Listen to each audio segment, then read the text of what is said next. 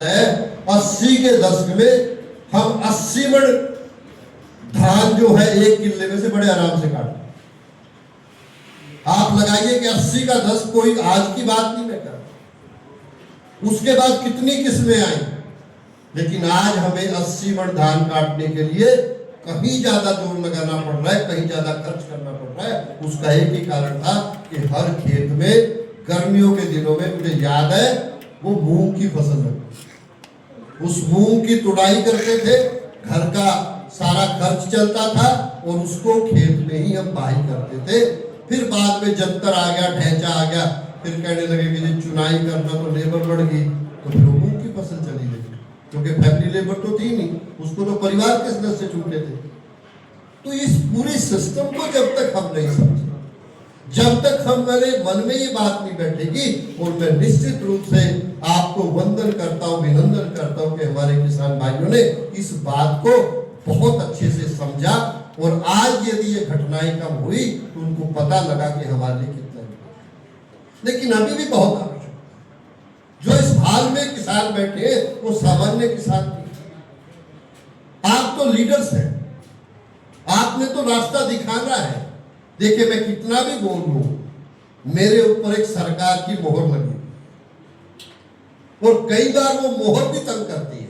ऐसा लगता है कि सबको इसमें स्वार्थ है, इसको तनख्वाह मिलती है, मैं तो कुलपति तब ये सरकार की तारीफ करनी पड़ेगी। नहीं, मैं ये कहता हूं कि किसान भाइयों, हम सब लोग मिलके जो है बहुत शक्तिशाली, अकेले हम कुछ भी नहीं। इसमें किसी का स्वार्थ नहीं, इसमें स्वार्थ है कि हम बड़े आराम से आज के दिन अपना जीवन यापन कर रहे हैं। क्या हमारी आने वाली संतानें वो तरसे कि पिताजी ने पानी भी सारा निकाल लिया, जमीन भी बंजर करके मुझे दे दी, तो वो अपना जीवन यापन कैसे करेगा? हमारी आने वाली पीढ़ियों को भोजन ना मिले तो निश्चित रूप से हमें ऊपर जाके भी शांति नहीं। और ऐसी ही परिस्थिति है, पानी का प्रयोग कितना बड़ा दोहन हम करते जा रहे हैं। जहां पे नीचे का पानी खा रहा है वहां पे समस्या आ गई कि पानी जमीन पे आ गया, क्योंकि पानी प्रयोग नहीं करते। जहां पे मीठा पानी है वहां पे पानी इतना गहरा चला गया है कि उसको निकालने की कीमत बढ़ी है, और आने वाले समय में कहीं ना कहीं पीने वाले पानी की समस्या होगी। मैं आपको एक आंकड़ा देके बहुत ज्यादा बात करूंगा तो आप कहेंगे कि लंबा भाषण हो गया, लेकिन मैं आपको एक बात बताऊं, एक सिंचाई जब अपने खेत में आप करते हैं, वो भी जो खेत लेवल है आपका 2 इंच पानी की बात नहीं करते, तो लगभग 2 लाख लीटर पानी लगता है एक किले की बात कर रहा हूं, हेक्टेयर में 5 लाख लीटर, वो भी उस खेत में लगता है जो लेवल्ड है, जो एक सार है। आपको जल्दी जो है 6 से 7 सेंटीमीटर पानी देते तो आपकी हाथों की मात्रा और भी ज्यादा, एक किले में आपका 3-3.5 लाख लीटर पानी आता है। और जब ऑर्गेनिक कार्बन को मैं पढ़ रहा था कि जब हम इस कृषि से लगभग 25% जो आजकल ग्रीन हाउस गैस एमिशन की बात करते हैं, तापमान बढ़ने की बात करते हैं, उत्सर्जन की बात करते हैं, कृषि का योगदान 20 से 25%। लेकिन कृषि जो है इसको वापस भी कर सकते हैं।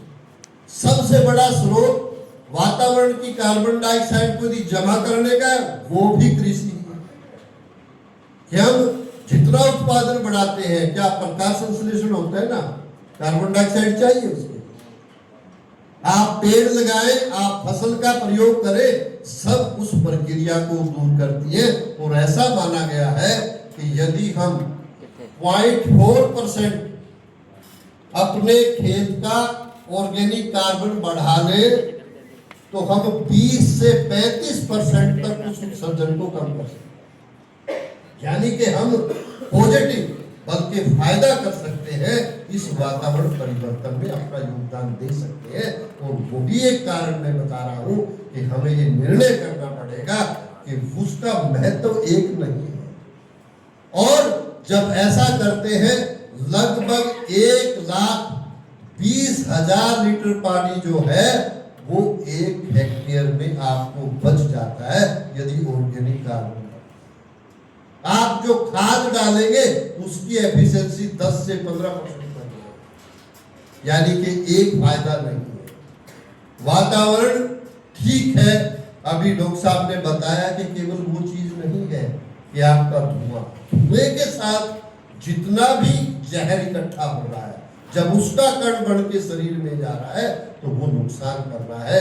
उसको भी यदि हम छोड़ दें, हम केवल अपने फायदे की बात करें तो इसका एक अति महत्व है। इसलिए मैं जिस कार्यक्रम के आयोजक हमारा टीटीसी हिसार और सीआईए दोनों को बधाई देना चाहूंगा कि आपने समझौता भी किया है और आप इस दिशा में अच्छा कार्य कर भी रहे हैं। हमारे 2 किसान भाइयों आदरणीय गोदारा जी और आदरणीय सुखचैन जी की भी, उन्होंने भी ये इच्छा जाहिर की है कि आप ज्यादा से ज्यादा मशीनें डेमोन्स्ट्रेशन पे जितने भी गांव में हम दे पाएंगे तो शायद उसका अच्छा प्रभाव पड़ेगा। मुझे लगता है कि इस दिशा में ये लोग जरूर जो है इसका फायदा उठाएंगे और मैं आपकी जानकारी के लिए एक ही कार्य कर सकता हूँ कि विश्वविद्यालय का काम एक लिंक का काम है।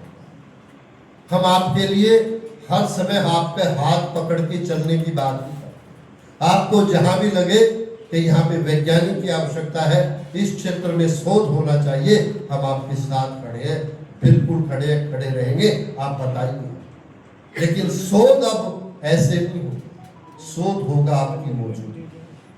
मैंने कल भी ये बात कही है और आज भी मैं ये कह रहा हूं कि अब समय आ चला है कि हमें अपने शोध भी किसानों के साथ मिलकर ही करना। हमारे 3 साल खराब होते हैं, हम शोध पहले विश्वविद्यालय में करते हैं, किसान के पास जाते हैं, जी आपके पास तो बहुत साधन है, आपके यहाँ का शोध तो मेरे यहाँ कामयाब नहीं है। कई बार मशीनों में मैंने अक्सर ये देखा है। मैं आपको बताऊं कि जब वहाँ पे मेरे पास ऐसे किसान होते थे कि वो, मैं तो इतना नहीं जानता था लेकिन वो मेरे से ज्यादा जानते और उस मशीन की कमी को वो 1 मिनट में पकड़ देते थे। एक बेअंत सिंह जी वहाँ पे यमुनानगर में है, जब आपका ये हार्वेस्टर आया व्हीट वाला, 3 पहिए वाला, गद्दी पे बैठ के जो चलाते हैं, उसका एक साफ था, वो जैसे ही चलाते थे वो टूट जाता। उसने एक एंगल आयरन लिया, उसने कहा कि यदि इसमें ये हम कभी दूर कर दे तो ये ठीक हो जाएगा। उसने अपने का तो ठीक कर ही लिया और वो बात अपने मैन्युफैक्चरर को बताई, इतनी बड़ी कंपनी उसको बनाती थी। यानी कि आपके साथ मिलके जब हम शोध करेंगे तो वो जल्दी भी होगा, उसकी गुणवत्ता में भी बढ़ोतरी होगी। और क्योंकि जमीन अलग अलग है, संसाधन अलग अलग है, सोच अलग अलग है, सामाजिक व्यवस्था अलग अलग है, मुझे लगता है कि आपकी सहमति के साथ, आपके सहयोग के साथ, क्योंकि आज मल्टी स्टेक होल्डर मीटिंग है, इसमें किसान भी है, इसमें इंडस्ट्री भी है, इसमें वैज्ञानिक भी है, इसमें सरकार भी है, इसमें छात्र भी हैं, सब लोग तो हैं। इससे बड़ा कौन सा स्टेक होल्डर है? हर सेक्टर है। तो हम शोध भी मिलके करेंगे तो मुझे लगता है हम दूर तक जाएंगे। लेकिन एक आश्वासन आपसे जरूर चाहूंगा कि कम से कम कोई भी अवशेष है, पुराली है, पाती है, पेड़ के पत्ते हैं, वो बहुत महत्वपूर्ण है हमारी जिंदगी में, उसको अच्छे से गलाइए। आज बहुत से ऐसे माइक्रोब आ गए, हमने भी एक कल्चर बनाया है, उसको पानी से गीला करके छोड़ दीजिए। अभी मैडम ने कहा ना कि यदि दीमक ना होती तो आज बड़े बड़े अंबार होते, आप उसी को ढूंढनी। वो सारा लाभदायक कीट कहते हैं दीमक को। क्यों कहते हैं? क्योंकि वो सारे गले सड़े को गलाता है। प्रकृति ने सब कुछ दिया, उसने कुछ भी नहीं छोड़ा। ठीक है, अपने फायदे के लिए अपने बहुत गलतियां की। वंदन करते हुए अपनी वाणी को नाम दूंगा। जय भारत।